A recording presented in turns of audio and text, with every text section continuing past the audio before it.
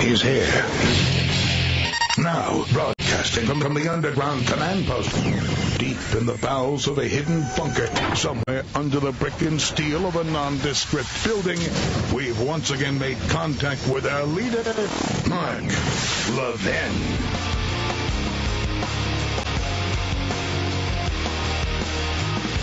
Hello, everybody. Mark Levin here. The number, 877-381-3811. 877-381-3811. As you know, we're always several steps ahead of my colleagues in this business, several steps ahead also of the liberal news outlets, because I'm constantly trying to think about what this government and their supporters are trying to do to us. This government being Obama.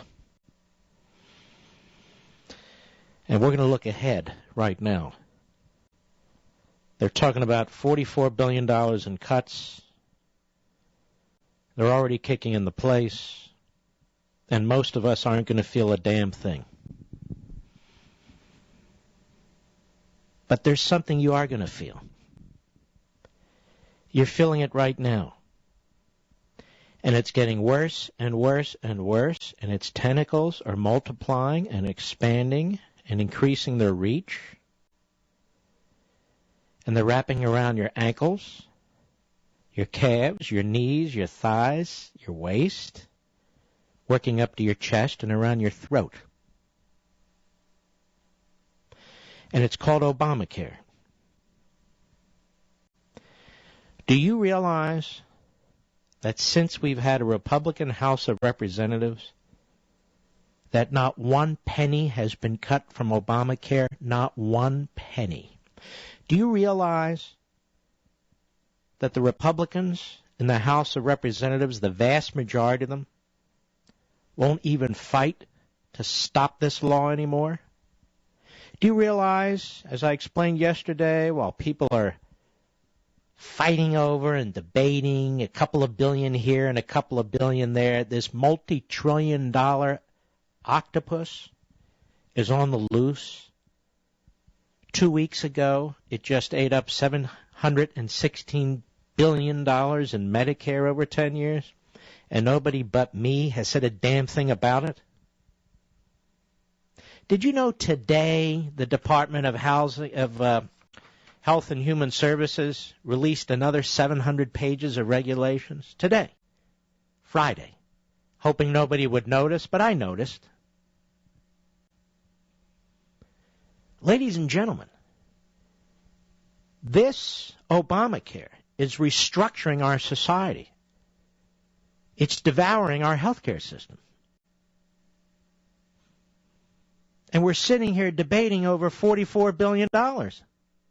And isn't it interesting, as I pointed out yesterday, that this so-called sequester doesn't even touch Obamacare? It certainly goes after our military because Obama hates the military. But it doesn't even touch Obamacare. Have you heard about any furloughs at HHS, in any of the offices and divisions and departments that are handling Obamacare? No, you haven't, have you? And the Republicans who have controlled the House of Representatives now for 3 years haven't cut a single penny. They never talk about it anymore. They never make demands from Obama about it anymore. Not a thing. You want to know why? Because they're not going to do a damn thing about it. That's why.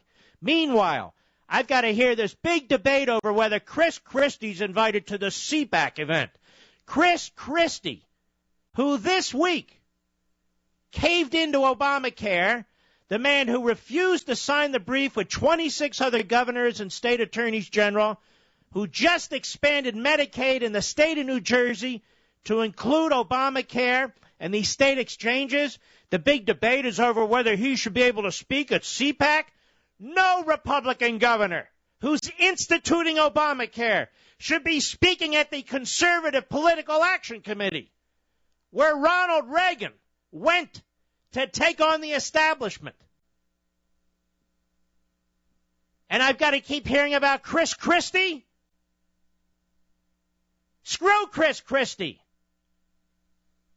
I'm worried about what's happening to this nation with Obamacare. Anybody who has a private health care policy, whether paid for by you, whether paid for by your employer, you're in danger of losing it. You got me? You're in danger of losing it.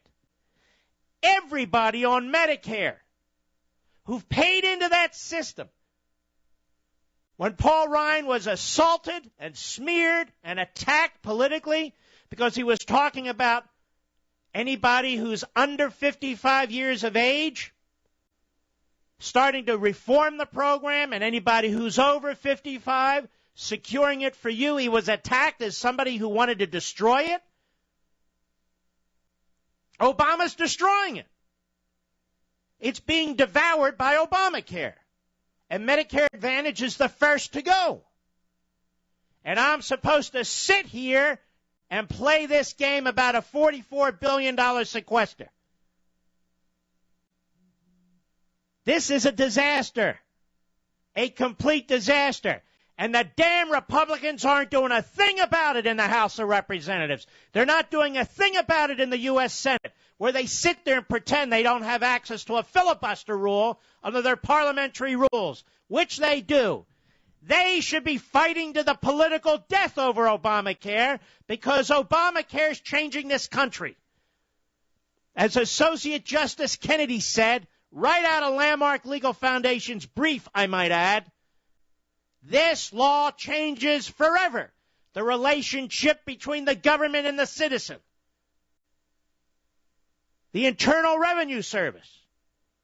You're going to be filing your taxes. They're going to want to know if you have the government-sanctioned private policy. I know that sounds oxymoronic, but there you are. There you are. Oh, well, Obama won re-election, therefore what? Have you noticed the left never gives up? Election or no election, they never give up. And our guys never fight. They never fight. The public doesn't even like Obamacare. And the more and more they get to know it, as it's being implemented, they hate it even more. And rather than run with this thing as a political issue, and it also happens to be a crucial issue in terms of saving this republic, what do? Nothing. They say nothing. Oh, I should sit here and go on and on about the sequester. No, I don't think so. Obama gets up there with his list of horribles, then he pulls back on his list of horribles. Ladies and gentlemen, we don't have to make up a list of horribles. There is a list of horribles, and it's growing by the day, and we say nothing. Nothing.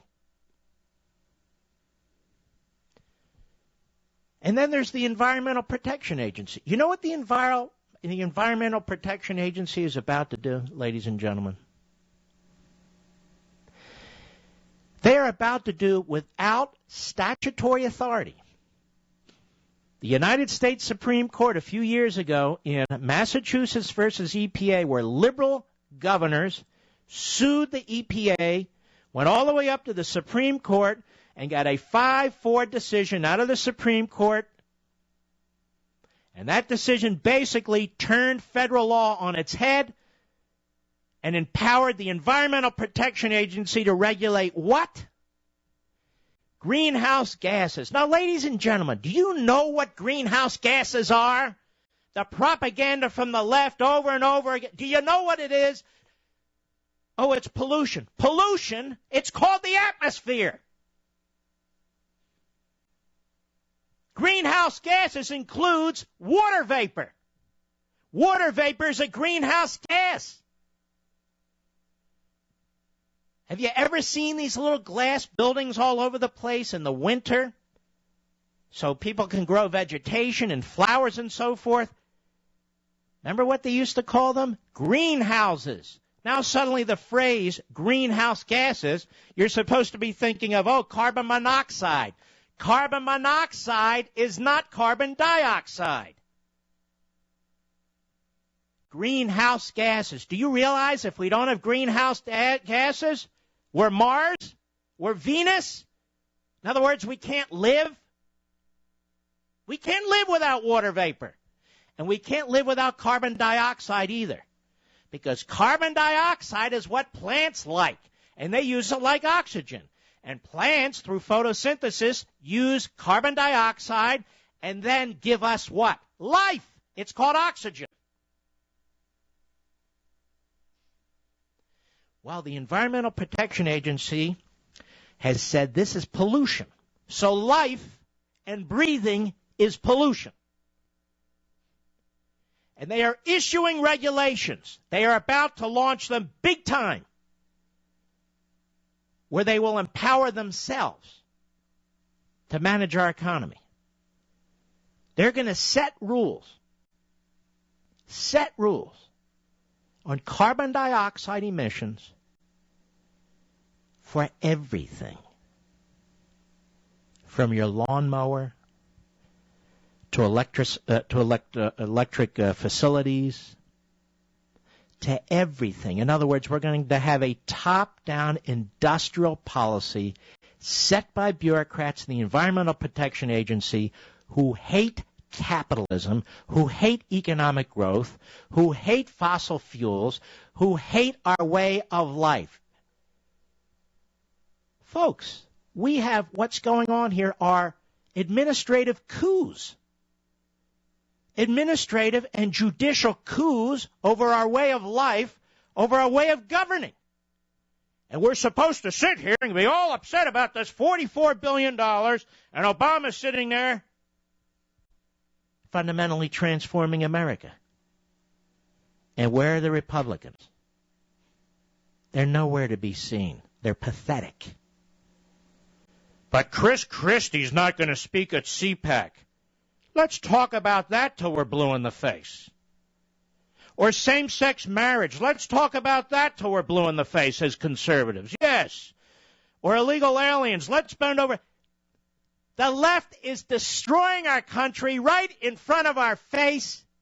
And what are we doing? We're playing Mickey Mouse Club. We're playing Mickey Mouse Club. But the world will be fixed. Just let Chris Christie speak at CPAC, right? That'll fix everything. I'll be right back. Mark Levin.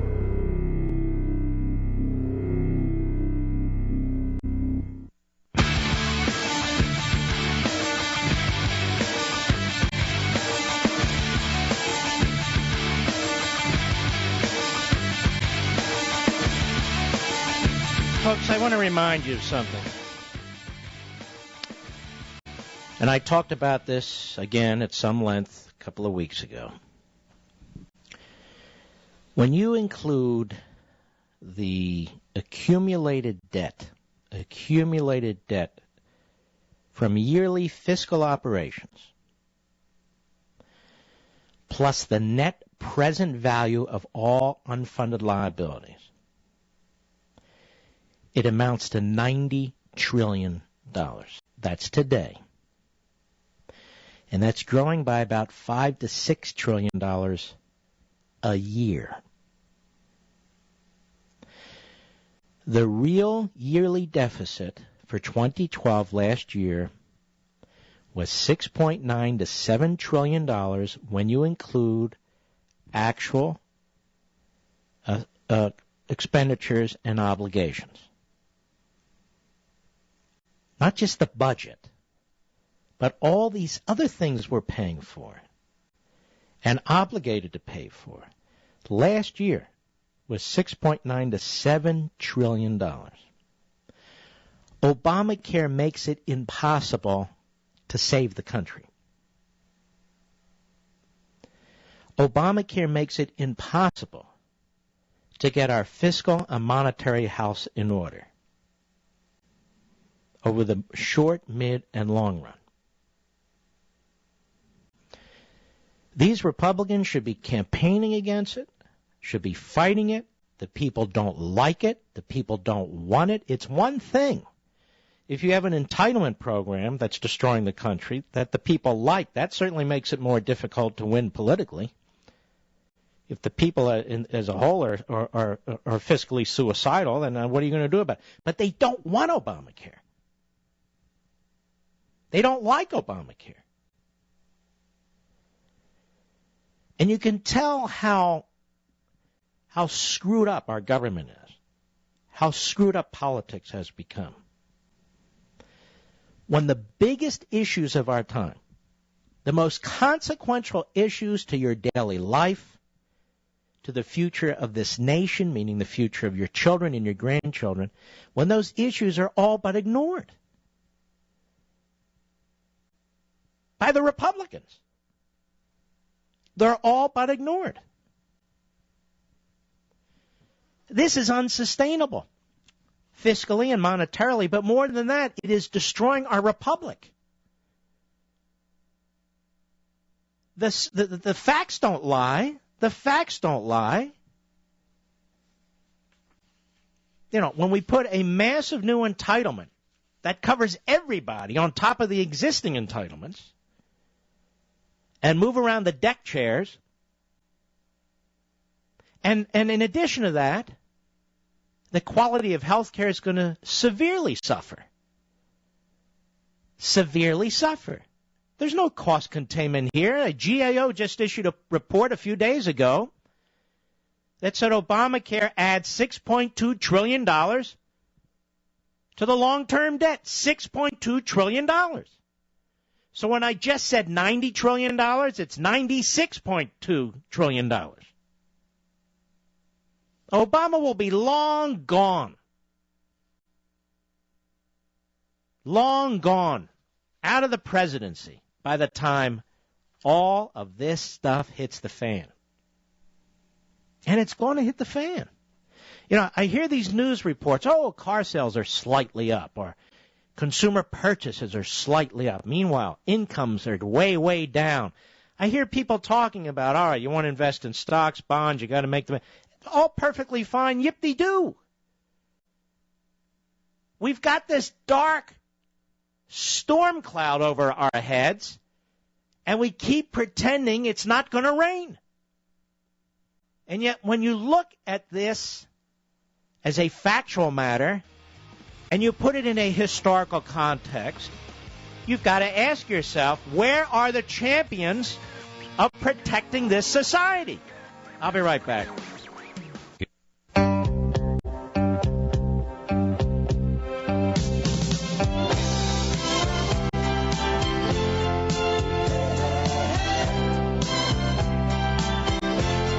Mark Levin, a proud conservative. No ifs, ands, or buts. Call in at 877-381-3811. Over on the Drudge Report, your income of the American people has dropped the most it has dropped in 20 years. Money left over after taxes, biggest plunge since 1959. And you haven't heard this on the news. Instead, we keep hearing about this sequester. I want to tell you a little secret. Well, it's not really a secret. It's in the Congressional Research Service report that I dug out yesterday and took another look at today. I want you to listen to this. These funding gaps, sequesters and so forth, are actually fairly routine. According to the Congressional Research Service, funding gaps and government shutdowns have occurred in the past when Congress and the President did not enact regular appropriations bills by the beginning of the fiscal year. They've also occurred when Congress and the President did not come to an agreement on stopgap funding through a continuing resolution. 6 fairly lengthy funding gaps occurred from fiscal year 1977 to fiscal year 1980. Do you even remember them, ladies and gentlemen? Ranging from 8 to 17 full days. It's when the government was actually shut down. Subsequently, the durations of funding gaps shortened considerably from FY 1981 to FY 1995, 9 funding gaps occurred with durations of up to 3 days. A significant exception to the trend occurred in FY 1996 when Clinton and the 104th Congress, the Gingrich Congress, engaged in extended negotiations over budget policy. 2 funding gaps and corresponding shutdowns amounting to 5 days and 21 days ensued. There have been no similar funding gaps since FY 1996. Isn't it something people... Balanced budget under Clinton, look how we cut. Now you know how. The Republicans forced it. They forced it by shutting down the government. And let me ask you a question. Did anybody die as a result of that? Were there plane crashes as a result of that? Did we have the failure to invent new drugs as a result of that? Were people eating rancid meat as a result of that? When the government was shut down for 3 weeks? No, of course not. Also, federal employees who've been affected by shutdowns historically have received their salaries retroactively. Federal employees who have been affected by shutdowns historically have received their salaries retroactively. So on we go about the sequester, the sequester, the sequester. It's like a couple of weeks ago, on and on we went about Obama's State of the Union address, on and on, as if that meant crap. And I said, you won't even remember anything in it, and you don't, do you? I don't. Which is why I don't spend a lot of time on it. And even this sequester, I spent time explaining what it's not and how this is a political strategy on Obama's part from day one. Meanwhile, our country really is facing dire problems, and Obama has really launched heat-seeking political missiles into the soft belly of the nation. And we are not responding as conservatives, as Republicans, as independents, as Americans to this. It's not a question of what Obama's doing to the Republicans. It's not a matter that he wants to destroy the Republican Party. Ladies and gentlemen, he's aiming all this at us. At you and me. The Republican Party is a foil. Oh, he's trying to destroy the Republican Party. The Republican Party's destroying itself. It's destroying itself because it cannot wean itself off of Karl Rove or John Boehner or all the rest of them. It cannot wean itself off of false prophets like Christie and the rest of them. Meanwhile, Obama is trying to change our society. He's trying to reshape how we live. He's trying to drag us down. He thinks whatever we've acquired, whatever success we have, is unjust. It's unearned. He thinks it's built on a society that's unjust. And that's what Obamacare is all about. He has unleashed this monstrous law that is gobbling up bit by bit more and more of your liberty, more and more of your choices, more and more of your opportunity. And they're doing the same thing with the Environmental Protection Agency. The old Soviet Union is gone. The 5-year, 10-year plans, they're all gone. They're gone from the Soviet Union, that is Russia. But they've been dusted off and picked up by the Environmental Protection Agency. And the Environmental Protection Agency reaches into your garage. It reaches into your toilet, into your shower. It reaches into your kitchen. It attacks farms. It attacks your car. It is all over the place. And its goal is not to make your life easier. Its goal is not to preserve your liberty and the assets that you've acquired over your lives. Its goal is to take them and destroy them.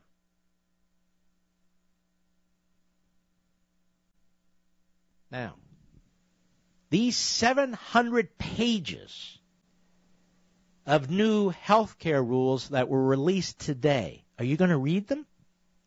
No. Is anyone going to read them? Well, obviously hospitals and various associations and doctors and and so forth will read them. But what about we, the people, the patients? Are we going to read a document that's 700 pages long? Of course not. Which is the point. This isn't representative government. This is government by administrative state, by regulation. And I'm going to read you the brief story in the Hill newspaper reporting on this from the Drudge Report, and tell me if you have a better understanding of what they're doing. The Obama administration on Friday released more than 700 pages of new regulations to implement portions of the Affordable Care Act. Fascinating that these people haven't been furloughed. There they are, working overtime to get this done. The 4 rules, which are scheduled for publication in mid-March, finalize both major and minor parts of the health care reform law that Congress passed in 2010. Look how sterile this reporter, Megan Wilson, reports this. Congress passed it. It was only the Democrats. They didn't pass it through regular order. They used a budget trick to avoid a filibuster. Several of the members of the Senate were not elected. They were appointed for a variety of reasons. 3 of the regulations are final, and they roll out the multi-state healthcare exchanges, one of the things that Christie just bought into, and reforms to the insurance market, including provisions to encourage cost sharing, stabilize health insurance premiums, and prevent providers from denying coverage. This is how the media report now. Propagandists. Stabilize health insurance premiums. May I ask you a question, ladies and gentlemen? Have your health insurance premiums been stabilized as a result of Obamacare? No, they're going through the roof. The rules will become effective on May 11th, and HHS will take comments on an interim final regulation regarding cost savings programs and the government risk pooling for 60 days after those rules are published. Listen to this bureaucratic flim-flam. You don't even know what the hell they're doing. I don't even know what the hell does all this mean. I don't know unless I study it. Is everyone going to study it? No, certainly the drones aren't. All the drones need to know, hey, it's health care for free. Dumb bastards, they don't understand. They're going down with the rest of us. The other rule is a proposal to implement the Small Business Health Options Program. Oh, that one. Making it effective January 1, 2015. Well, why are they putting in regulations today that won't take effect for about 2 years? To get it in place. That's why. To get it in place. Well, it appears to me, ladies and gentlemen, that the government's not shutting down exactly. Even with this sequester, look at this. This just continues. Over there at the EPA, they keep regulating. HHS, they keep regulating. The regulations are flying all over the place, ladies and gentlemen. This hasn't slowed them down one bit. How can that possibly be? I mean, after all, Obama's cutting the military. Little else. The sky's falling. Yes, you know what the sky's falling with? Regulations on your head. It's amazing what Obama can get done even with a sequester.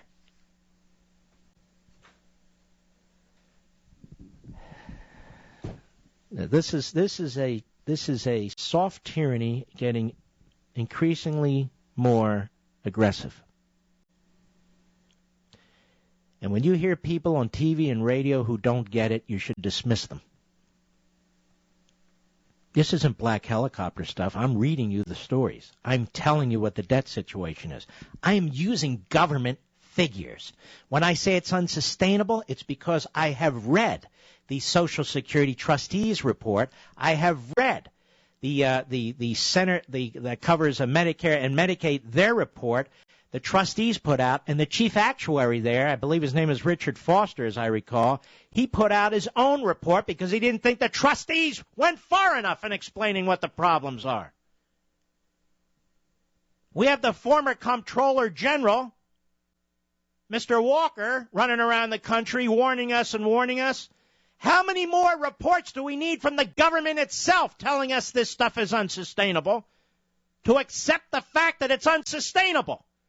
I don't care how many demagogues we have in Washington, starting with the top demagogue, Obama. The fact of the matter is, this is not about a sequester or a continuing resolution or any of the rest of it. This is about a frontal assault on our system. Oh, by the way, it's Friday night. You're going to go to the movies? Sure. Tomorrow's Saturday. Got Little League. Sunday, you know. Some will go to church. Some will sit there like a bunch of drones and watch the Sunday shows and so forth. Life goes on. But life is going to change. Our liberty is going to change if we don't figure out how to deal with this. Oh, well, they're having a meeting, the Conservative Political Action Committee meeting. Who gives a damn? This subject's not even at the front of the debate. But we are going to debate whether Christie was left out, and, of course, same-sex marriage. Isn't that amazing? Just as a sidelight, as an observation, when conservatives react to efforts by the left to advance their social agenda, it's called playing wedge issues. When the left seeks to advance their social agenda, that's called civil rights. Isn't it amazing? Isn't it also amazing that Obama is now in support of same-sex marriage in front of the Supreme Court, and a year ago he wasn't? And isn't it also amazing that suddenly Republicans are coming out and saying, we support this too? Well, why didn't they support it prior to a year ago? This is the pathetic world that's swirling around us. Whatever your views are on the subject, this is the pathetic world that's swirling around us. These are our opinion leaders. They're not leaders at all. They're pathetic. Tea Party patriots. President Ronald Reagan said that in his first inaugural address, after America suffered through a president who believed government was the solution, what did he say? Government is the problem. Well, we have another president who believes government's the solution. Join me and the Tea Party patriots for an important, free, national phone town hall with Reagan revolutionaries like me, showing you how to take America back from big government liberals. And by the way, our call all over the country to you is Sunday, and I'm the Reagan revolutionary on the call.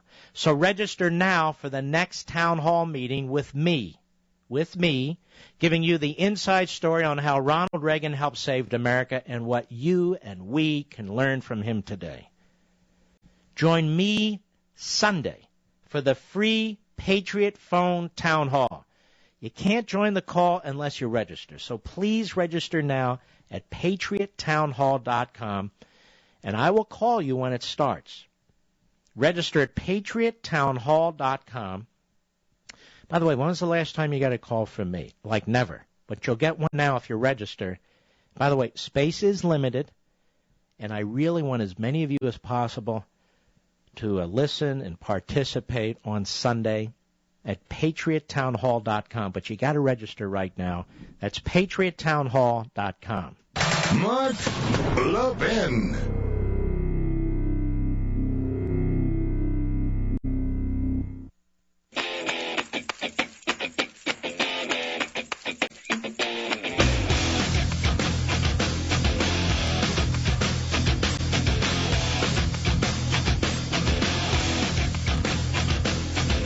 Well, ladies and gentlemen, as I sit here, I've come across another article. More regulations were issued today while you were distracted by other hosts, by TV, by news, by Obama. The Internal Revenue Service today unveiled its proposal to raise tens of billions of dollars through annual fees on health insurers, prompting fierce criticism from industry groups who warn these costs will be passed along to consumers. That would be you.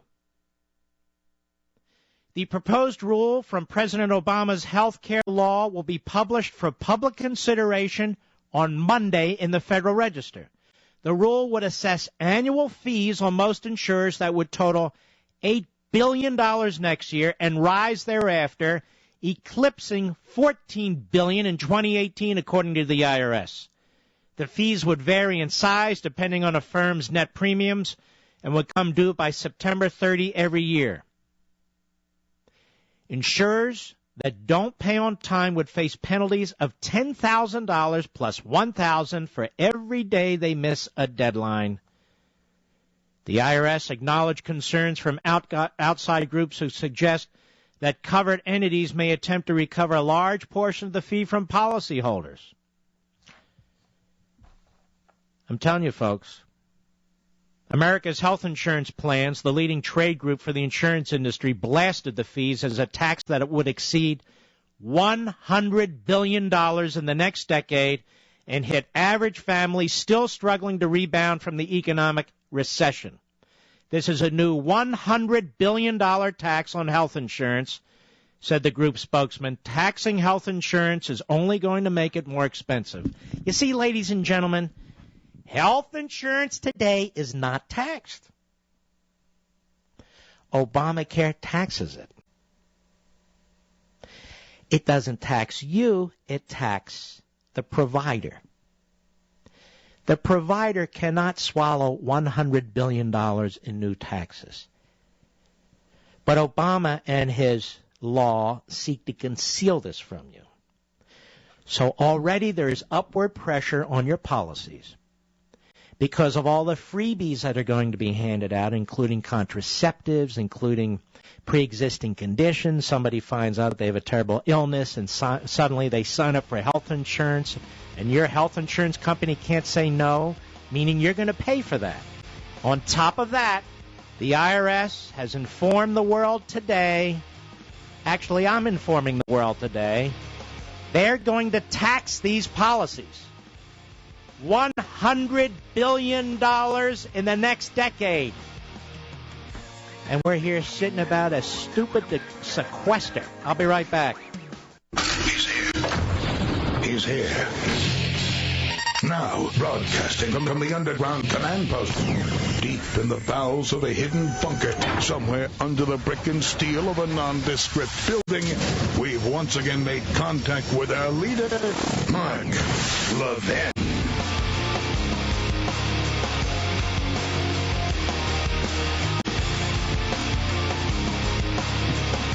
Hello, everybody. No, I don't let my guard down on Fridays. We're in full defense mode here. I am Mark Levin. Our number, 877-381-3811, 877-381-3811. We're all in a sinkhole of sorts here, unless we find a way out.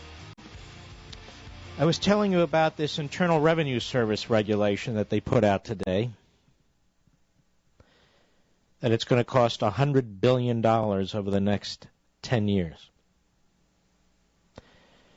Now, you might say, okay, big deal. Well, it is a big deal because it's also estimated that an average family's health insurance would rise by more than $300 next year, with that total surpassing $500 in following years.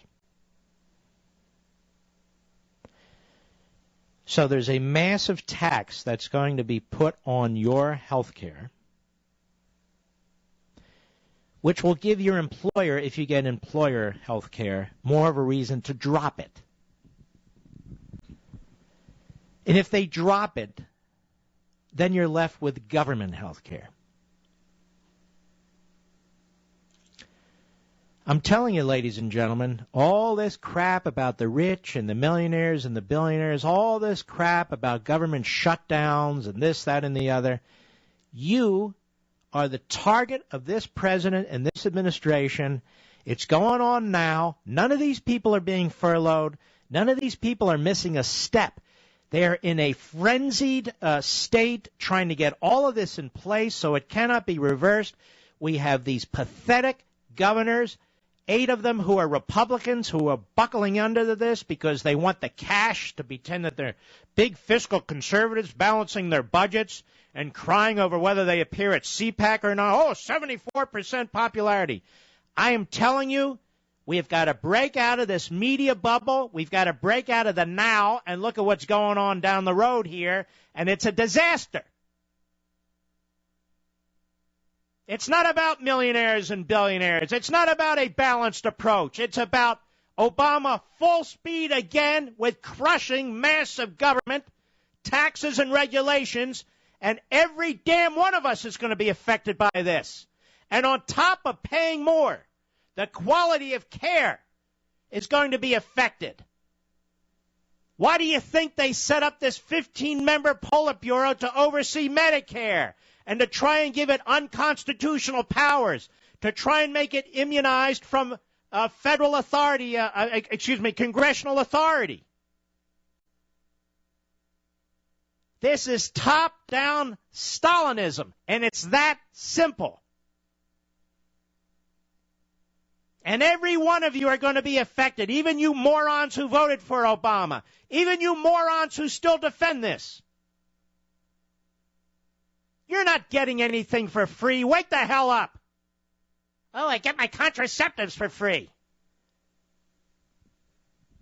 While you're being screwed, you're talking about it. It's just amazing. Massive regulations unleashed today. Now, if you hadn't heard it from me, would you have even known about it? No. Why? Rope-a-dope. Rope-a-dope. Oh, look at this, the sequester. And it's more than this, even. The Republicans refuse to fight. I said several weeks ago, pocket the sequester cuts and focus on the continuing resolution, because that's where the next battle is, and then focus on the debt ceiling. And now I'm saying when you focus on it, you got to go after Obamacare. You've got to go after Obamacare. And if we shut down the government, we shut down the government. I just read you the information about government shutdowns and gaps in funding in the past. There have been many of them. And when Newt Gingrich and the Republican House took on Clinton, they shut the government down for 3 weeks. And look, America's still here. And now everybody talks about, look how fiscally responsible Clinton was. Look how he balanced the budget. Look how the Republicans forced it by standing their ground under Gingrich. And now they won't force a damn thing. Yesterday, I told you about the phony Violence Against Women's Act, which isn't about violence against women and is unconstitutional and federalizes local criminal activity. That was pushed by Eric Cantor. The Republicans. They voted for the quote-unquote rule to make sure it would come to the floor, and then most of them voted against it, knowing it would pass, so they can tell you who they think is stupid, I voted against that law, I really did. When in fact, they made sure the law would pass. We're on to these people now, and we're disgusted with them. So there's Obama today. Obama today. Saying exactly what I told you he would say. Not because I predicted it, not because I said it, but because it was obvious what he was up to yesterday. And by the way, I do not subscribe to this notion that he's some kind of brilliant tactician, that he's a genius. He is a pathological, serial liar. And the media are pathological, serial liars. They are the Praetorian Guard to this president. They are a pretend media. Obama's a demagogue, and they're his propagandists. This isn't about genius or anything.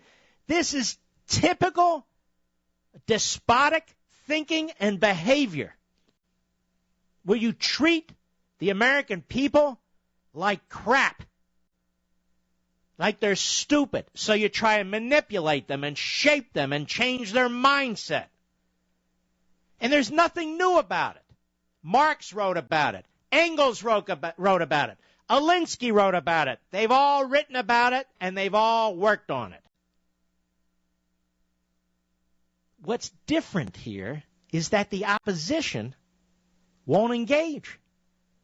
What's different here is that the opposition loses one election, and they're on the run. The Democrats lose elections all the time, and they double up, triple up, quadruple up. They increase their technological abilities. They get their vote out. They do all these other things. They don't take one damn step backwards. Never. Never. Seems to me the only steps we know are steps that go backwards. So Obama says today, I'm not a dictator. Obviously, his little gremlin staff types, the little hacks, his little mobster friends, are telling him that I, among others, are saying that he is, in many respects, the imperial presidency. The phrase that was launched here, taken from, as I said, Arthur Schlesinger Jr.'s book on the subject. I'm not a dictator. Well, what are you?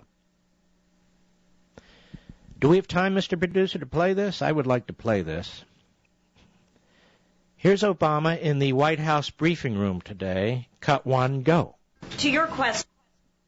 So every time that we get a piece of economic news over the next month, next 2 months, next 6 months, as long as the sequester is in place, we'll know that that economic news could have been better if Congress had not failed to act. Now, ladies and gentlemen, I'm not going to sit here and say I predicted he would do this. But it's not a question of predicting. Let me make a baseball analogy. When you're a batter and they put a pitcher up who's known to throw screwballs or spitballs or knuckleballs, that's what he's going to keep throwing. Screwballs, spitballs, or knuckleballs. It was easy to know that Obama was going to do this. As I said last night, cut two. This is me last night. Go. Now, I want to let you in on one other thing, so I guess this will be mentioned by others tomorrow, too. You ready? The economy is not growing. The economy is flat dead. And when numbers come out on the unemployment side and numbers come out on job growth, such as it is, numbers come out on the gross domestic product, they're not going to be very good. And Obama wants to be able to blame the sequester on his failed policies. So what he wants to do is pour everything into this sequester, which is why he's saying it's not going to be felt in a week. You'll hear him. 2 weeks, 3 weeks, maybe a month. But then when the statistics start to come out and show you how damaging the Obama policies has been, he will use the sequester and blame the Republicans. Is that not exactly what he did today? Is it because I'm a genius? No. Is it because I've got a crystal ball? No.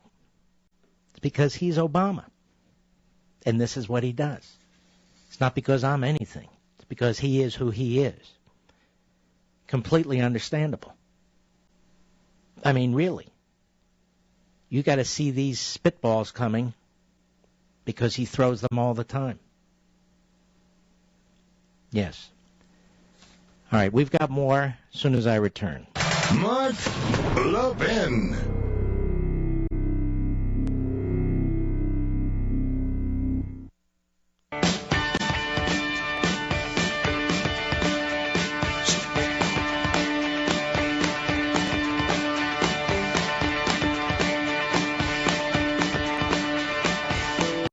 Our new friend, Congressman Jim Bridenstine from Oklahoma, a freshman. How are you, sir? I'm good. Mark, how are you? Well, I'll be honest with you, I'm furious. More I think about this. I heard you driving in. It sounds well, like then you know. Well, listen, I'm really getting fed up with the fact that we do not even put up a fight anymore on Obamacare, and it's frankly the biggest threat to our liberty of any single law that exists today, any single action. You and Congressman Tim Hulskamp are circulating a letter among the Republicans in the House. Can you tell us about that?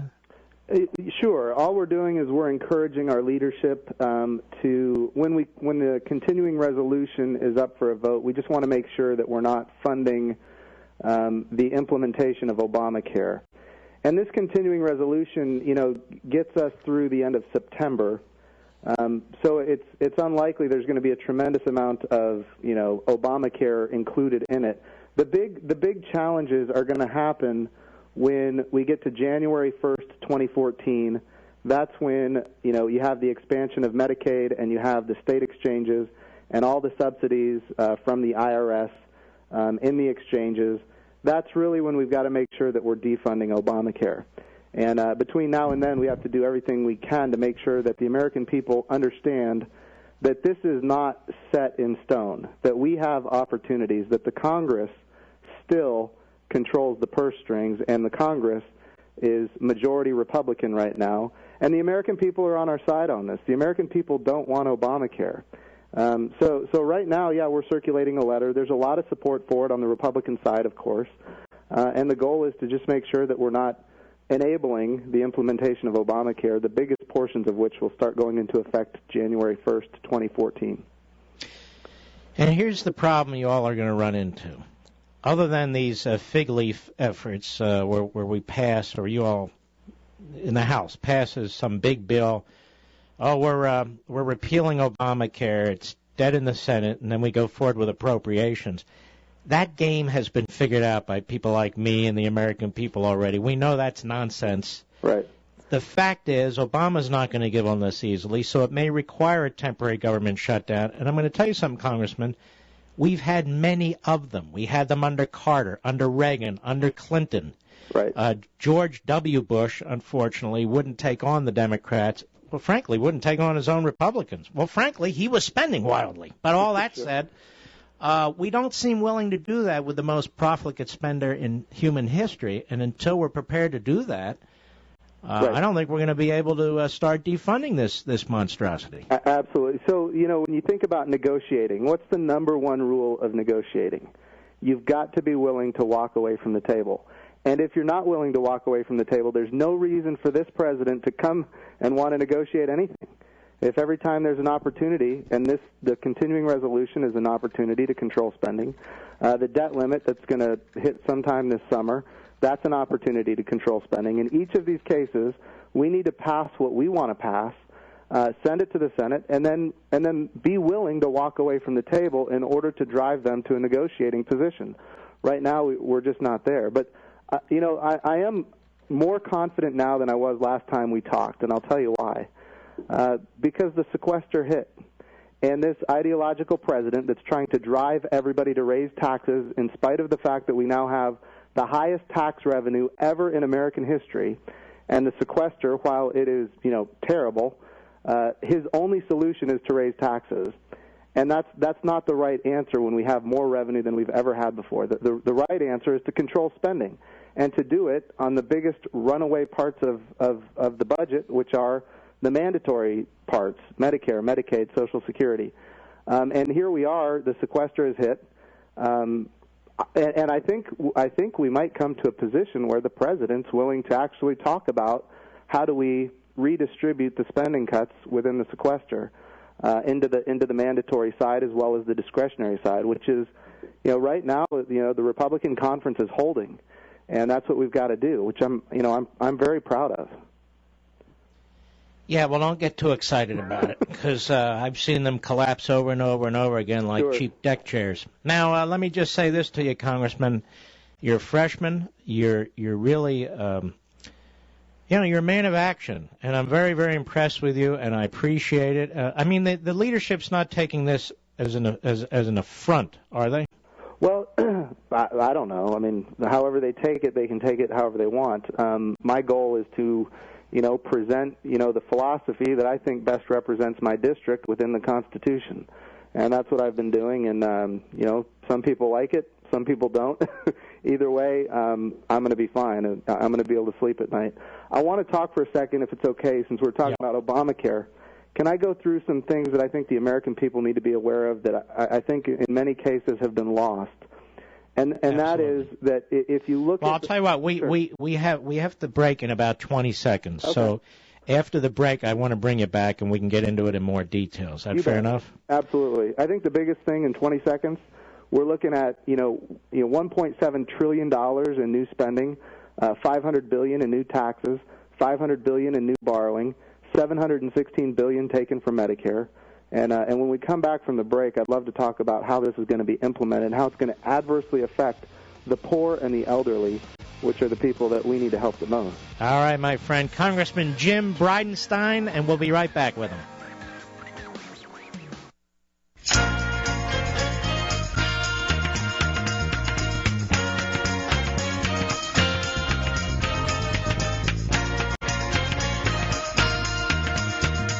Some people talk about the Tea Party. We are the Tea Party. Call in now, 877-381-3811. A letter circulating encouraging the Speaker of the House and the Majority Leader, that would be Boehner and Cantor respectively, to make sure that when the continuing resolution issue comes up in a few weeks, that there are efforts made to defund Obamacare in any relevant way possible. And the letter is being circulated by Congressman Jim Bridenstine, who is a freshman Republican from Oklahoma, and Tim Huelskamp of Kansas. All right, Congressman, you were going to tell us the effects of Obamacare now. Okay, sure. So let's say you're 37 years old and you're healthy, and you'd like to have an insurance policy that has a high deductible, low premium because you want to save money. And for example, you're willing to accept $1,000 worth of risk. You're willing to pay out of pocket up to $1,000 for your health care during the course of the year in order to get a lower premium because you want to save money.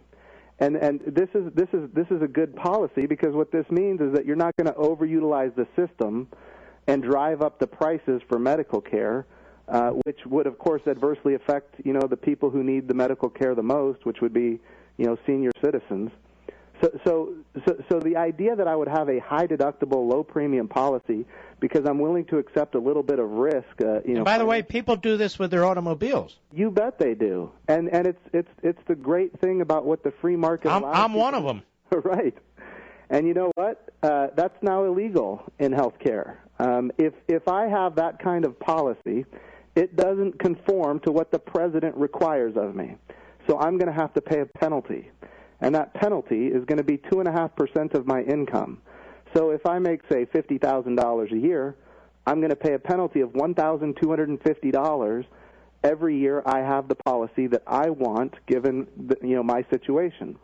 If you have too much insurance, well, that's not conforming with what the president wants you to have either. So you're going to have to pay a penalty too.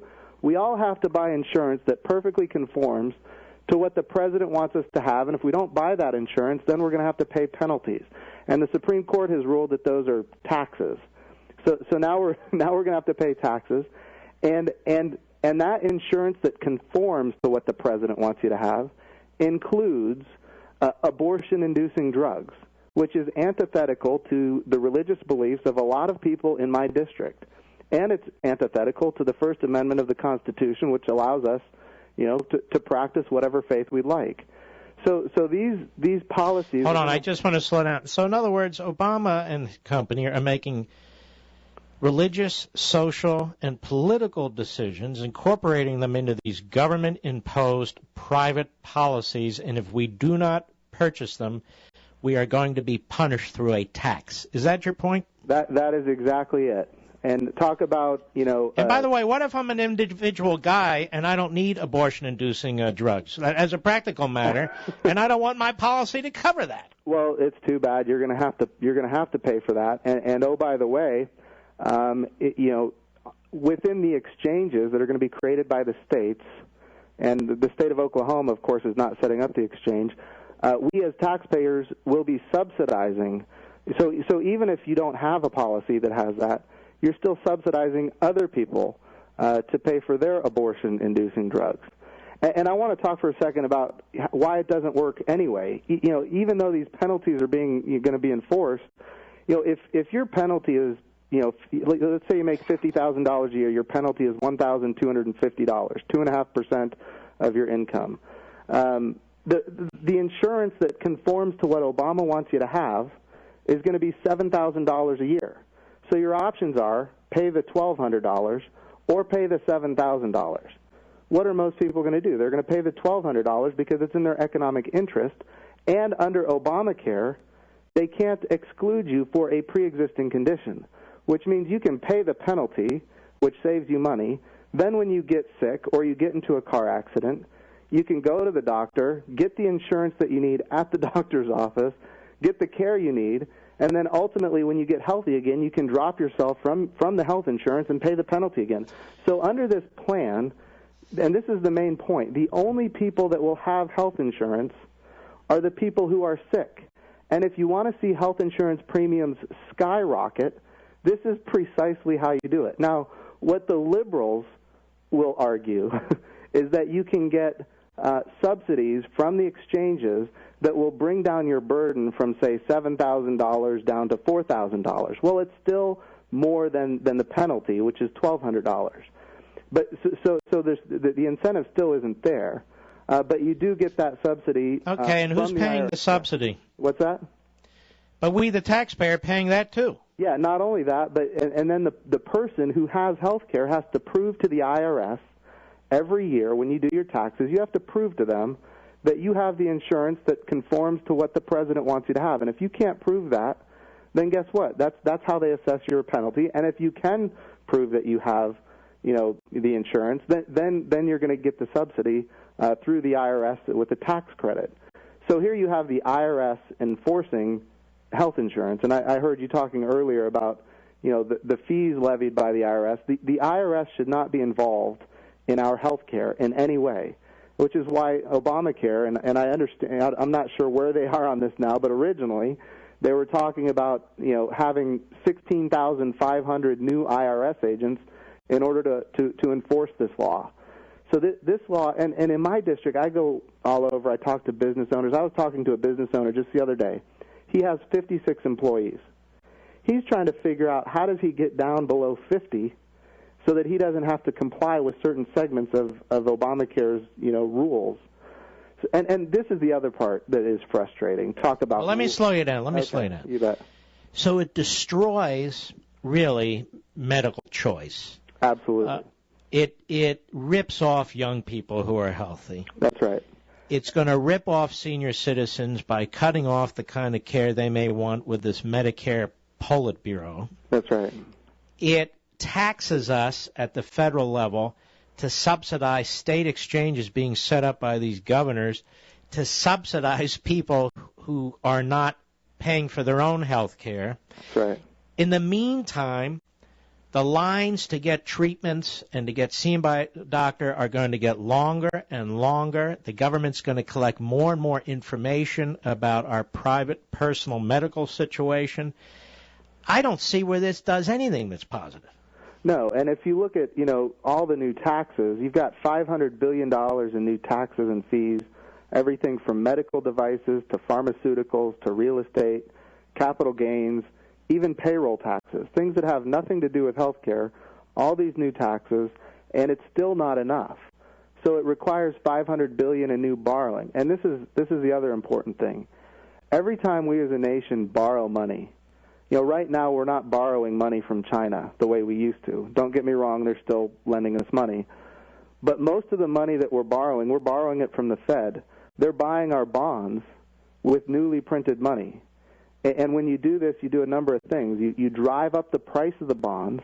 The coupon stays the same, so interest rates are lower than they otherwise would be because the price of the bond is higher. So you keep interest rates artificially low. So if you're a senior on fixed income, let's say, you've worked your whole life, you've saved money, and now you're trying to retire, and you can't get any yield. You can't get any return on your investment. So a lot of seniors right now can't retire. A lot of seniors who are retired are coming out of retirement because of this policy where we have these trillion-dollar deficits. We print the money to buy the bonds, artificially lowering the interest rate. Seniors can't retire, so they're squeezed on the income side because they can't get the interest rates that they otherwise would be able to get in a free market. And on the other side, apart from not having the income they could otherwise have, prices are going up. Prices are going up on food. Prices are going up on gasoline, the cost of housing. The biggest parts of our budget, especially if you're poor or if you're a senior, the biggest parts of your budget, the prices on those items are all going up. And I saw Ben Bernanke the other day testifying before the Finance Committee in the House of Representatives, and he's saying that, inflation is low and it's stable. But the consumer price index that the Fed uses doesn't include the price of food or the price of gasoline or the price of housing, which are the biggest parts of our budget, and those are the items that are going up. And this policy is all created by the copious amounts of spending that this president is doing, and Congress in many ways is enabling it. And all of this spending has to be paid for with borrowing, but we're not borrowing, we're printing. And these are the policies that are adversely affecting the seniors on fixed incomes and the poor that are among us. And we as conservatives, we need to be saying, look, our heart is for the poor.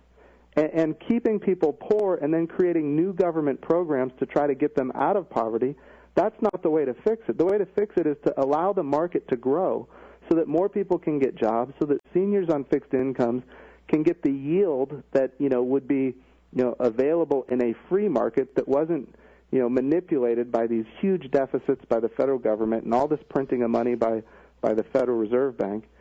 So, there are a lot of things we as conservatives need to be talking about to win these arguments, about how these policies are, President Obama, he acts like he is the president of the middle class and the poor and the senior citizens, and he is absolutely the opposite. His policies are punishing those people more than any other previous president, and yet he's winning their votes. And that's what's frustrating for me as a Republican. We as Republicans need to be standing up, and we need to be saying, look, these policies are crushing the people that Barack Obama purports to want to help the most. And, of course, as soon as, people are destitute, the president immediately attacks the free market, saying that the free market has failed. We're going to create another government program to help this group of people for this reason. So the Republican Party needs to find its voice, and its voice needs to say, the free market is the way to help the people that need the help. And these government programs that create trillion-dollar deficits, this is no way to help those folks. All right, my friend. Let me tell you, that was a great 15 minutes. Absolutely superb. Well, I appreciate you, Mark, so much for doing what you do, and I just ask you to keep the fight going. Our country, don't give up on us yet. We can still turn this around. Well, you're doing a great job. You've only been there a few months. Just keep at it, and we'll be watching, Jim. God bless you, my friend. All right, Mark. God bless you. All right, that's Congressman Jim Bridenstine. Let me tell you, this is a great guy. He's a freshman. Republican, Oklahoma. Very impressed with this young man. Your IRA account is an important part of your financial planning. Is your IRA diversified with physical gold? Call Goldline today for a free investor kit and ask them how to add popular, exclusive, and fractional bullion coins to your IRA. There's no obligation, and the call is absolutely free. You'll be working with a company that's been helping clients acquire gold for over half a century. And if you're ready to consider gold, I personally recommend Goldline. For a limited time, when you call Goldline for its free investor kit and mention that I, Mark Levin, sent you, Goldline will include a free Benjamin Franklin commemorative medal that I personally designed with Franklin on one side and the Great Independence Hall on the other. And you'll also get the free investor kit. So please call Goldline right now, 1-877-365-2646. Read Goldline's important risk information to see if buying precious metals is right for you. That's 1-877-365-2646, 1-877-365-COIN, 1-877-365-COIN. Mark Levin.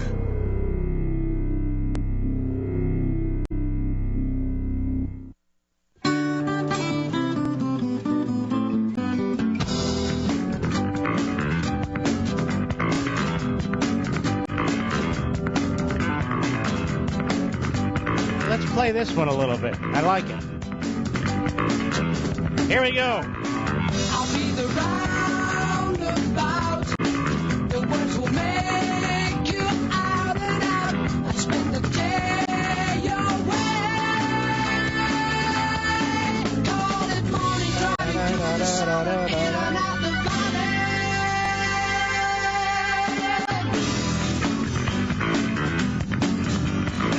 love it. It's Friday. Let's listen a little. The music dance and sing. They make the children really ring. I'll spend the day away. Early morning driving through the silent in and out the valley. In and around the lake. Mountains come out of the sky and they stand there. Boom, boom, boom, boom, boom, boom, boom, boom. 1 mile over, we'll be there and we'll see you. 10 true summers we'll be Love it. too. 24 miles and we'll see. I'll be there with you. All right, you better phase it out, or I'll get complaints. What are you doing? I'm playing some music I like. That's what I'm doing. I want to do that every now and then.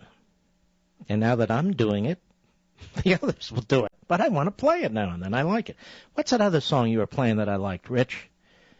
During the break there. Oh, go ahead. Pull that one up. All right. We'll be just a minute, ladies and gentlemen. Just continue chatting among yourselves. Oh, here we go. Superfly. Go!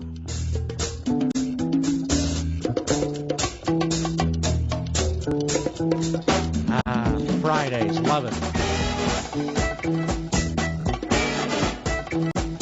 You know what I like? Lower that a second. You know what I like? The music to the movie, you folks are going to laugh. Sharky's Machine, I think that's what it was called. You guys ever see that movie with Burt Reynolds? Boy, am I dating myself. Great, great, great movie. Can you see if you can find, you don't have to find it this minute, the theme to that movie? Sharky's Machine. All right, if you do, we'll play it. If not, we'll just wait. All right, thank you. Here we go, ladies and gentlemen. Well, Obama today, he announced that he's not a dictator. He announced he's not a dictator. Here's the short version. Cut 15. Go. I am not a dictator. I'm the president. Oh, okay. I'm glad you straightened that out for us. Which reminded me of Richard Nixon back in 1973. Cut 16, go. Because people have got to know whether or not their president's a crook. Well, I'm not a crook.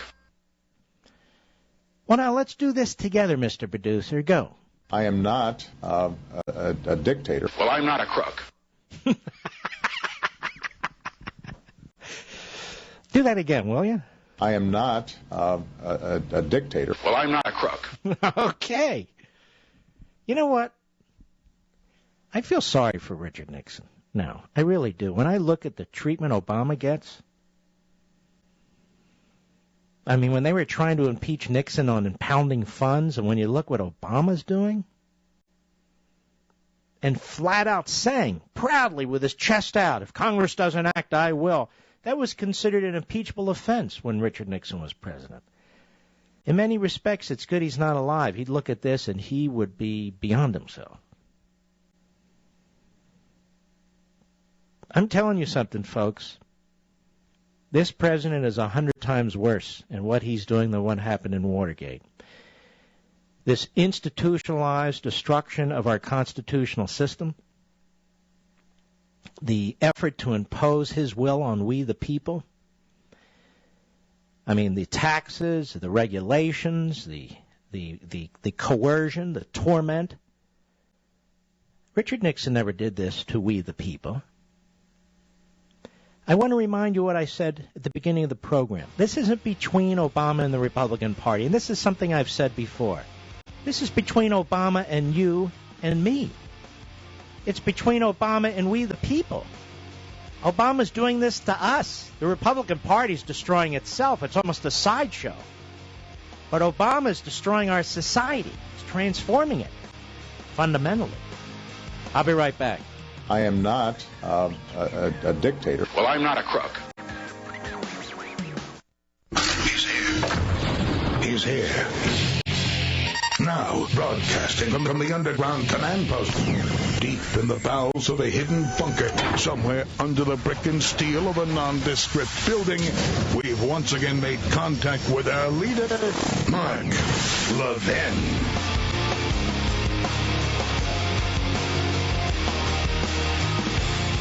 I am not a dictator. Well, I'm not a crook. Well, there you go. And I am Mark Levin. Our number, 877-381-3811. 877-381-3811. So which one of those two was lying, Mr. Producer? I am not a dictator. I am not a crook. Obama. Nixon wasn't a crook. By the way, ladies and gentlemen, I've been notified that I need to get new music. Now, let me say this. We have all kinds of festive music, particularly Motown. That's my favorite. But we have all kinds of music from all decades, pretty much. And, of course, I get requests all the time, and we get them a lot. The opening music that is the music to the Mark Levin show. So I'm going to do that briefly, and then I want to get on to a couple other things here. I have a great guest at the bottom of the hour. I feel like this is the Ted Mack Variety Hour. Mark, who's that? Google it. All right, so the theme music to this program was actually chosen by my son, Chase. It's not the newest, but it is great. Lincoln Park. Go ahead.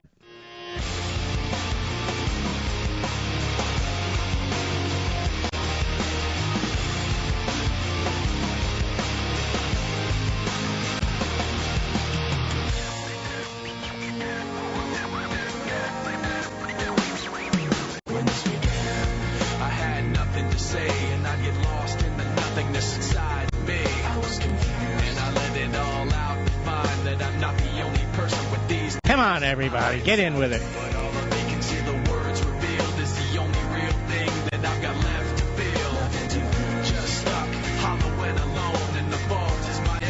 Everybody.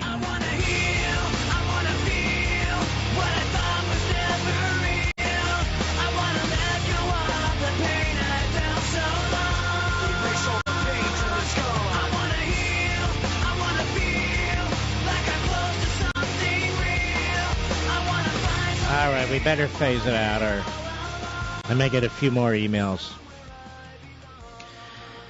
I want to mention also, it's the 1-year anniversary of the sudden passing of Andrew Breitbart.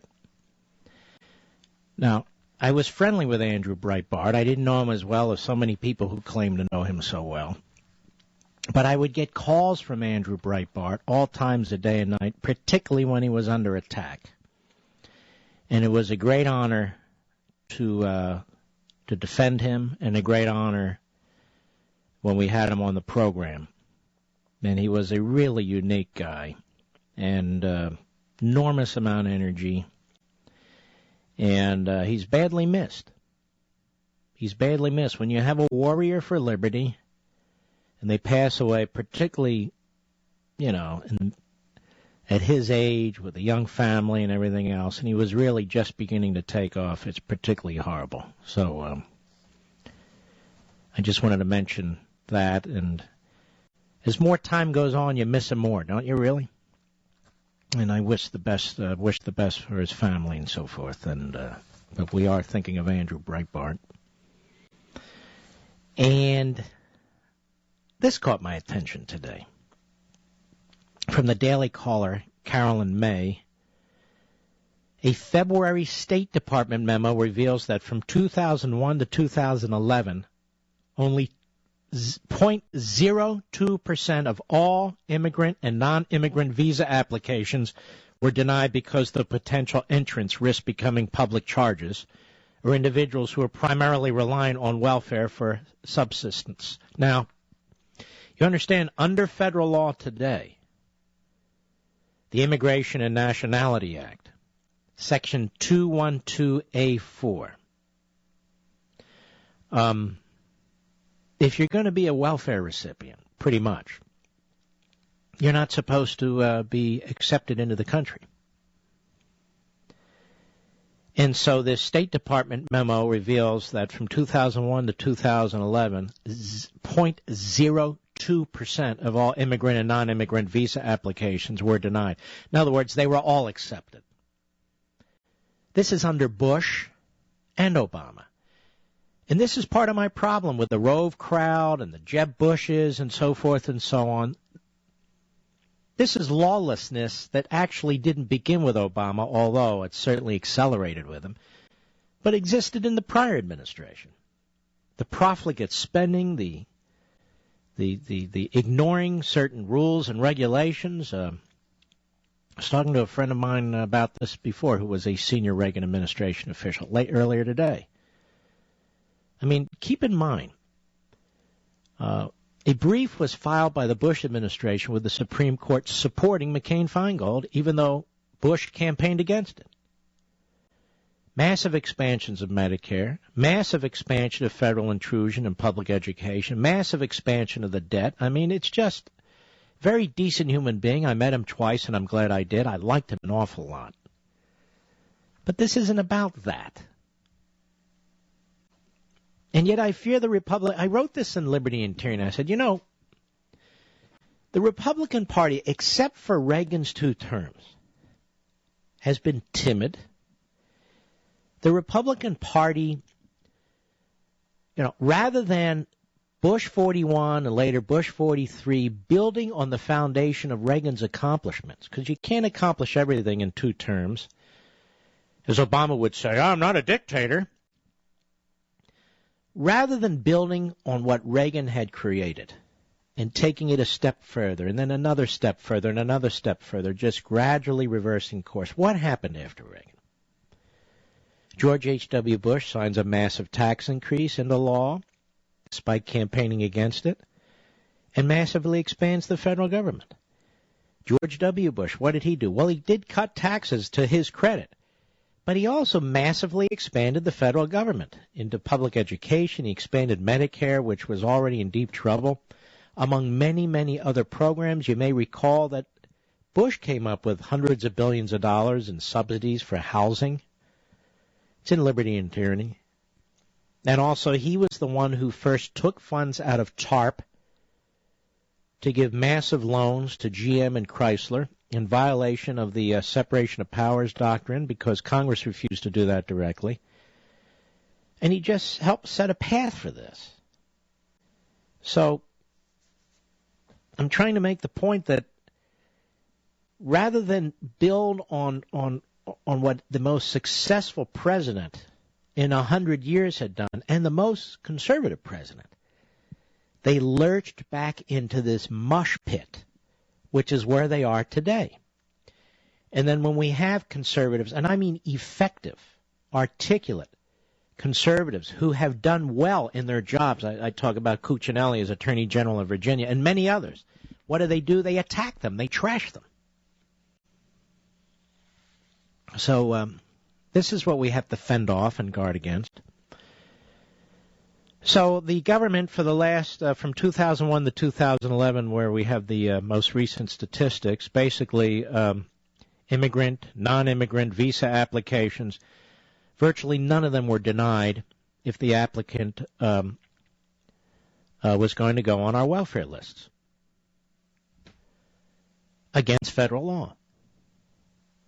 I mean, it's just pathetic. And among those who requested this information, Senator Orrin Hatch, Senator Pat Roberts, Senator Jeff Sessions, Senator Chuck Grassley, and I'm glad they did. According to the data, the total number of immigrant visas processed during that 10-year period was, is that true? 85,193,000? Am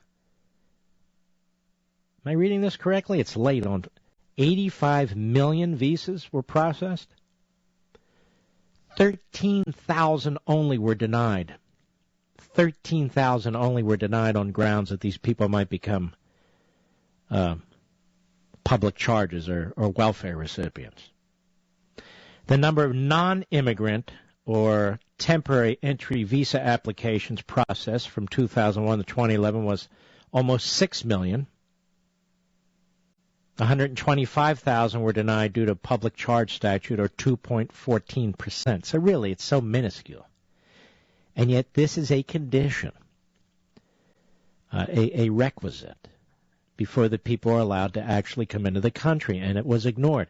And this is why Jeff Sessions, among others, but Jeff Sessions in particular, is saying, how do we know we make these new deals, these new laws, and you're going to have to learn English, you're going to have to pay back taxes, you're going to have to do this, you're going to have to do that. And Jeff Sessions says, how many more times are we going to go through this when we know this isn't going to happen? We know this isn't going to happen, particularly under Obama, who is absolutely lawless. And the answer, of course, Senator, is this is never going to happen, particularly under Obama, who is lawless. So I think Sessions has made his point. All right, folks, we will be right back. Mark Levin.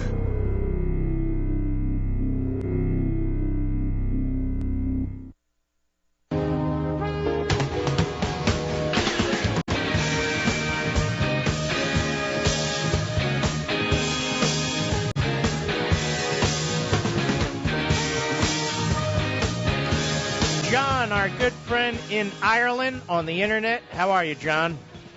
Hey, Mark. How you keeping? Hanging in there, my brother. How about you?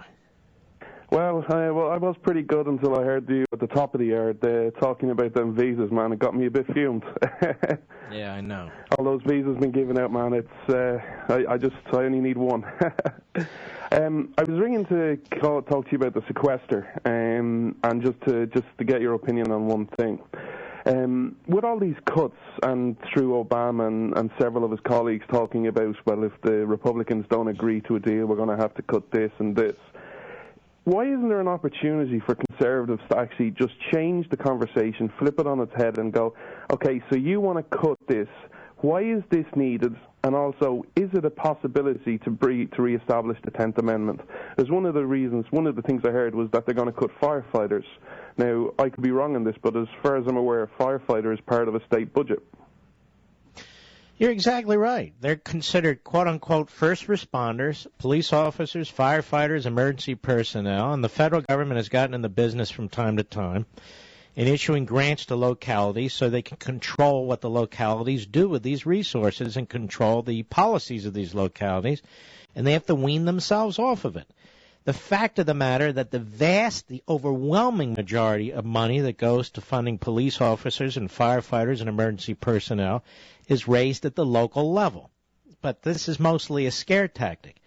But it's a warning, John, which is your point. It should be a warning to the other levels of government, states and localities. You take this money from the federal government, it's like taking it from the mob. I mean, they want something in return for it. They're not just giving you money. Yeah.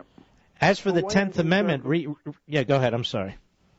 No, I didn't mean to interrupt. But why aren't they saying, forget the actual costs of it, and, because Obama lies, every word that comes out of his mouth, the $85 billion, and watching them today, we've already cut $2.5 trillion from our deficit. Yeah, unbelievable. It's like Pinocchio, the nose just keeps getting bigger and bigger and bigger. No, in his case, it's the ears, but go ahead. But why can't they just talk and instead of talking about money, just bring it back down to and have a discussion instead of having, these conversations with Obama, like that they're always going to lose because it involves them having the courage to stand up to him and just talking. So let the American people decide, because that's what Obama likes to say. The American people voted for me and the American people have their voice. Well, then let the American people have their voice. Do you want, so Obama says we're going to cut the Kickstart program. Do the American people want this program? And if so, where do they want it? Do they want it as a state program or a federal program? And every time Obama and his cronies say a new program is going to be slashed, let the American people and ask the American people, and then do it that way. And that way you'll find, through a period of time... it's interesting, John. Most of the American people don't even know what the hell these programs are. Well, honest to God, they don't. It's well, we got this program, and this program's going to be cut, and this one's going to be cut. Oh, well, we can't have that. Why not? I don't know. We just can't. Yeah, I don't understand why. We don't frame the argument, is your point. The conservatives, well, because there aren't enough conservatives in the Republican Party, to be honest, certainly not at the leadership level. They don't frame the arguments. And the other thing is, you have to really approach this at multiple levels. Obama makes this personal. He's vicious. He attacks people at a very low level. And our guys, it's a guy walking into a ring with brass knuckles, and our guys are walking in the ring with cooking mittens. And so, he's pounding the hell out of us, and we're there, no, he doesn't mean it. No, he doesn't mean it. So he means it, and he's not a nice man. He's a mean guy. And I just feel our guys need to hit him high, hit him low, hit him every way they can politically, but they don't. Instead, they go after conservatives. Yeah, it's so sad, and there's no. Pathetic. They don't even try and change the discourse. That's the. Look, we can't Not win every smart argument. enough. No, but they don't. They can't win every argument. But the thing is, they always seem to go down the same path. Obama and Harry Reid says, "Let's walk down this path," and the Republicans and the Conservatives seem to just follow them. They never ever. In my lifetime, and I'm involved in politics over a decade, have they yet to shape an argument and totally control it from start to finish. Let me ask you a question. I don't mean to be ignorant. I don't have time to Google it. So what time is it in Ireland right now? 27 minutes past 1. Okay, so it's what is that? How many hours is that? 5 hours. Like 5 hours, okay. Yep. And how's the weather? I guess it's pretty rotten. It's cold right now. I'm shivering. Mm-hmm. It's probably about 2 degrees. Yeah.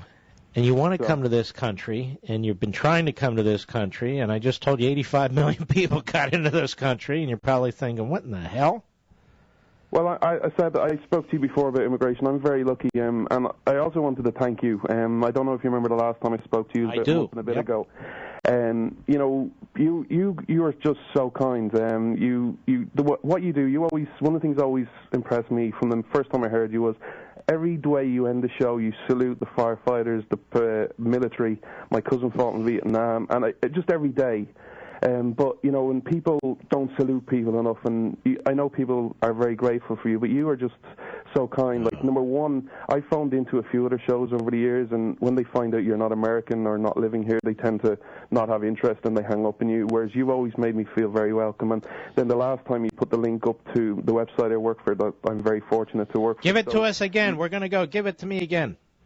It was youngpatriots.com, but I say it's nothing for you to do. But, All right, brother. Youngpatriots.com, ladies and gentlemen. We'll be right back. Sorry, John.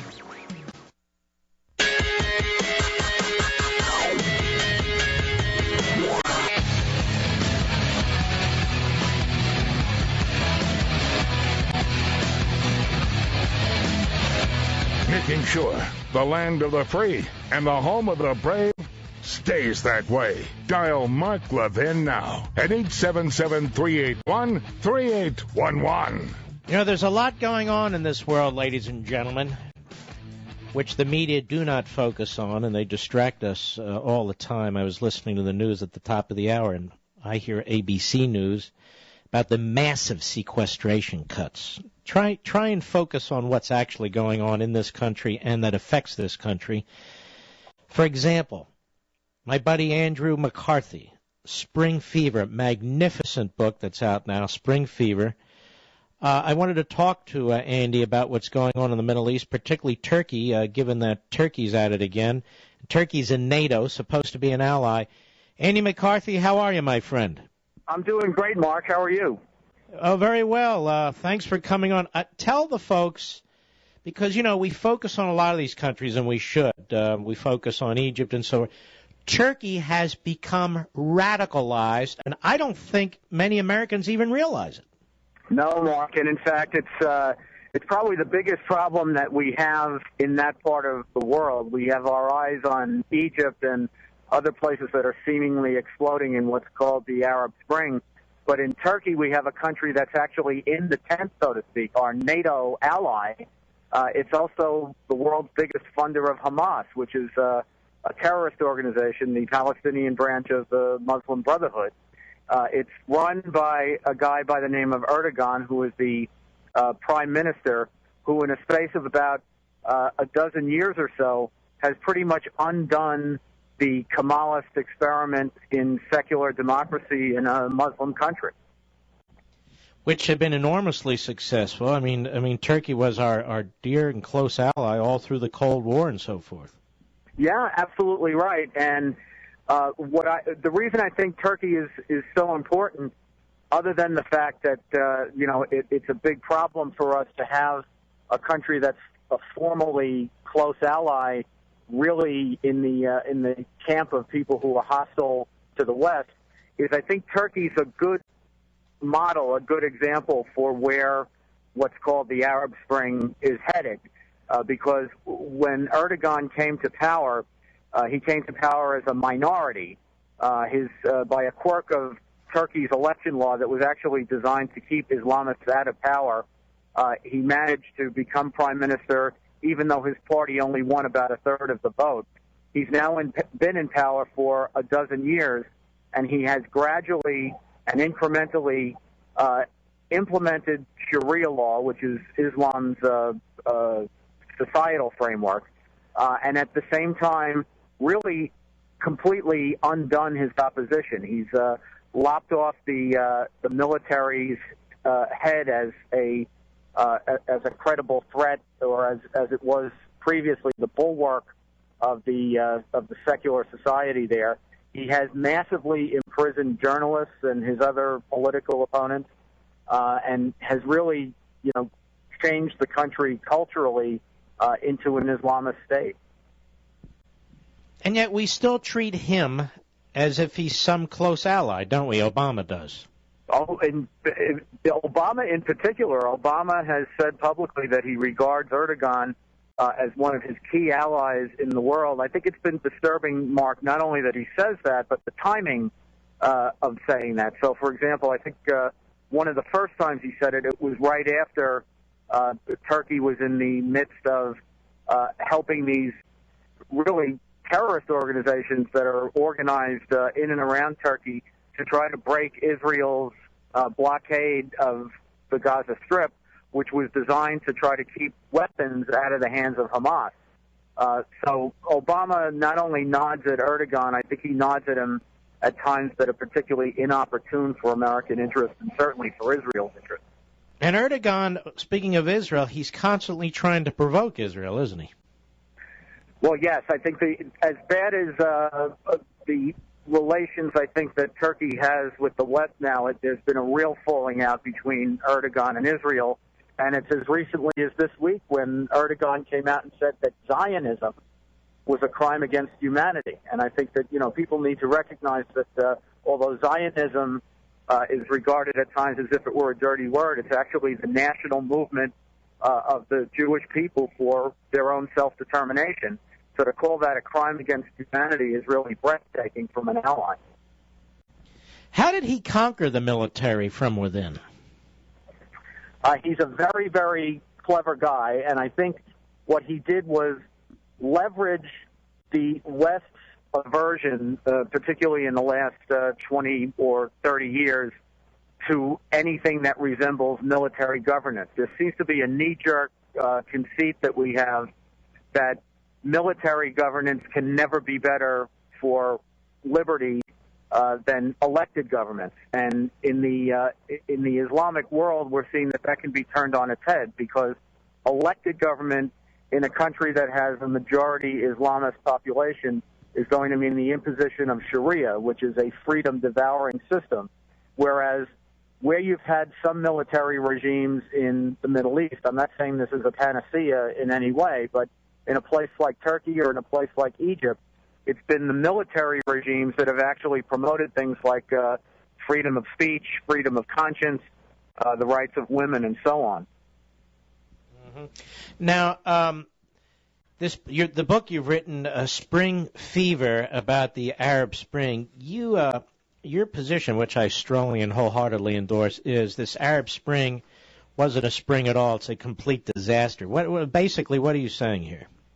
Well, the Arab Spring, what's been called the Arab Spring, is really an ascendancy of Islamic supremacism, and we had every reason to know that it would turn out that way. Before we had the domino effect of these dictatorships toppling and being replaced by elected governments, there was polling that was done in the region, and what we learned, this goes, from Morocco across to Indonesia, depending on where you ask the question, upwards of 50, 60, 70, or 80% of the populations in these countries told us, or told the pollsters, that they wanted to live under Sharia law.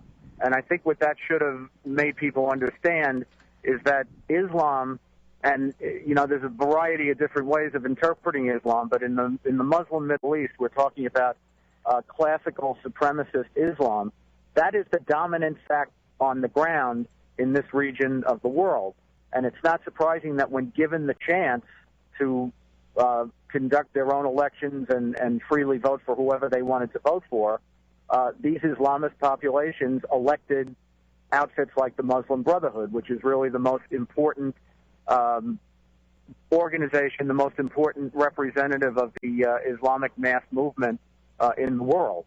So what you're seeing is what we could have predicted all along, which is that what these countries are yearning for, and this is, not everybody in these countries, but good, strong majorities in these countries, what they're yearning for is not freedom. What they're yearning for are regimes that are more faithful to Islamic law, and that is not a good thing for freedom because it's got Islamic law has basic tenets that are really antithetical to what we think of as human rights and civil rights in the West. Now, Andy McCarthy, this outstanding book, folks, Spring Fever. It's not long. It's in plain English. It's going to tell you everything you need to know about what's going on there, but it'll tell you more than that. Let me ask you this. I have said that the influence the Muslim Brotherhood has on this White House is really extraordinary. Do you agree with me? I sure do. It's, the backdrop of this, Mark, is it's only a year before Obama came in that the Justice Department had this Holy Land Foundation prosecution, probably the most important terrorism financing case the federal government has ever done. And in the course of that case, it was about sending millions of dollars to Hamas, including during the Intifada, to fund it, millions of dollars from the United States and other parts of the West. But we got a real eye view on what the Muslim Brotherhood is as an internal organization and how they communicate with each other. And among the most famous pieces of evidence was an internal Muslim Brotherhood memorandum where the leadership in the West was reporting to the global leadership of the Brotherhood in Egypt about how they saw their mission in the United States and elsewhere. And what they said was that they were on what they called a grand jihad to eliminate and destroy Western civilization from within by sabotage. So that's what our government proved in court a year before Obama was elected. They also proved in court that a lot of these front organizations, CARE, for example, the Islamic Society of North America, are just tentacles of the Muslim Brotherhood operating in the United States. So we identified what they were up to, and we identified who they were up to it with, and yet these groups have had entree into the deliberative councils of the Obama administration. They have been consulted on matters of policy. Most outrageous, I think, they've even been consulted on the training materials that are used to give instruction to our military, law enforcement, and intelligence operatives. So basically we've had a purging of training materials of any information that the Muslim Brotherhood would find unflattering or that they wouldn't want to have our people exposed to. It's just amazing to me, Andy. We only have a few minutes left, and yet you only from a few voices on Capitol Hill do you hear anything. Basically, it's all ho-hum, isn't it? Yeah, it sure is. When we had a situation, I think about 6-8 months ago, Mark, where only 5 conservative members of the House of Representatives were moved to press the administration on the influence of people who were solidly identified in the government, in the administration, including Secretary Clinton's assistant or one of her top aides in the State Department, Huma Abedin, solid connections that were shown between these folks and Muslim Brotherhood organizations. In Ms. Abedin's case, not only Muslim Brotherhood organizations, but a top financier of Al-Qaeda, whose charity is actually a designated terrorist organization under federal law. with all this disturbing. And by the way, nobody's accusing her of anything. Well, the point is just that there's just too much there's too much of this lying around in this administration. Yeah, Mark, imagine you or me when we were looking to work in the Justice Department, disclosing to the Justice Department that we had connections to people who were involved in subversive organizations. Yeah, wouldn't have happened. Right, we would never have gotten security clearance. That's we would correct. never have been hired. And it wouldn't have been that they were accusing Mark and Andy of doing terrible things. It would have been simply that no sane country would give a security clearance to people in top national security positions under those circumstances. That's exactly right. So I want to make clear about this. It's not that we would have actually have done anything. It's that it was too much of a risk, so it wouldn't be acceptable.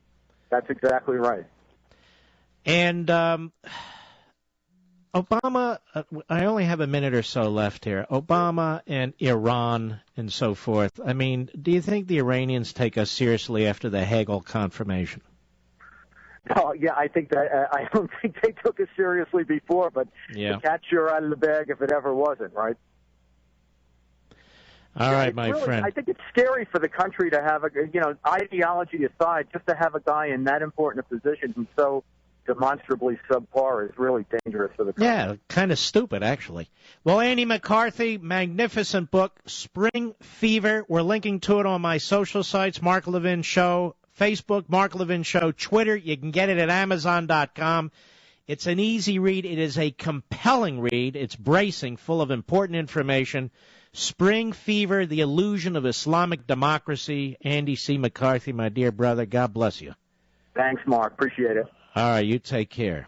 Ladies and gentlemen, by the way, great, great book. And I've got it in my hand. It's really an easy read, and it tells you all kinds of information about what's going on related to our country and these countries. Have you seen the 5 Stop Censoring the News billboards in New York City's Times Square? Well, many of you aren't there, but you can see it online. I love the story. Our friends at the Media Research Center put up 5 massive billboards in Times Square to shine light on the liberal media's deplorable campaign to censor the news. You can help the MRC expose the media by going to stopcensoringthenews.org. It's long, but one word, stopcensoringthenews.org, and join their fight against censorship. Look at what's happening with this so-called sequester. It was Obama's idea. He designed it. Congress voted for it. He signed it into law. But it's the Media Research Center has documented. The leftist media are censoring the fact that the sequester, which Obama now tells us will devastate our economy, was his idea. That's pretty remarkable. Please go to stopcensoringthenews.org right now and sign the MRC's petition. They'll send you a free Stop Censoring the News bumper sticker if you do. The media are deliberately censoring the news that threatens to derail Obama's radical agenda. This needs to be confronted. Go to stopcensoringthenews.org and help the MRC expose the liberal media. One more time, that's stopcensoringthenews.org. Mark Levin.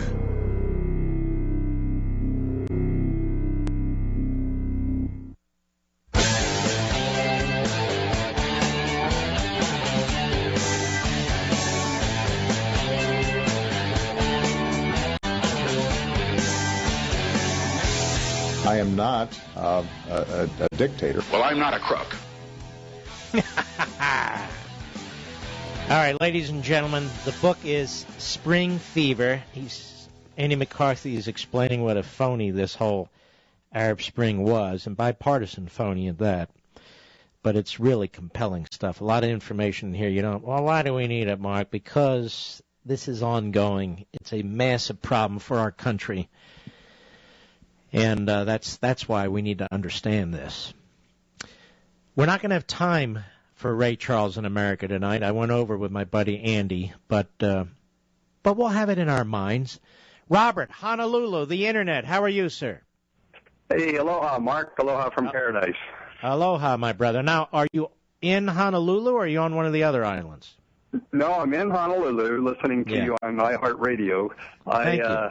Became a big fan back in the Hannity-Cohn days when the Bush-Gore fiasco was going on, and you were on there, and I watched it, and I was laughing so hard. I thought, this is my kind of guy. So I've been a big fan ever since. I've got you come on at nighttime here, but I have to pull you up online to listen to you live. So just wanted to tell you to keep up the great work. I'm pretty disgusted with both parties, but being a conservative, it's a nice, comforting thought to know that there's people like you out there on the radio spreading the truth. So, well, you know what I like, my friend. You know what I like to say we discuss here? Not so much politics, although it involves politics. This show, I was thinking of, this show's about liberty. It's about individual liberty. That's what it is. Now, Robert, you're in Honolulu. Were you born there or you moved there? No, I moved here 23 years ago, and I plan on retiring and passing away here. It truly is a paradise. It really is, but the government really sucks over there, doesn't it? Oh, it does. I'm self-employed. I've had a business for over 20 years, and it is very unfriendly to business people. And we don't just go to the beach and surf all day. We actually work very long hours, and it's the price you pay to live in paradise, as we say. But with the frustrations with the bureaucracy here and then in the federal level, it's very frustrating. And I did see something that was quite encouraging yesterday on the Drudge Report, where it's saying the Internet has become more popular than the TV news, as far as news source. Isn't that great? Yeah, Internet news is more popular than TV news. That's correct. It is. It's wonderful, and that's what I hope is going to happen, because we can't trust the network news. I mean, and I get my news through Drudge Report. All right, my brother. Robert, God bless you. Keep listening, and you're lucky you're in Honolulu. Ladies and gentlemen, the week is officially over. The weekend officially begins. We salute our armed forces, police officers, firefighters, and emergency personnel, and you, the beautiful American people. Good night, Spridey. Good night, Griffey. Good night, Pepsi. And good night, America.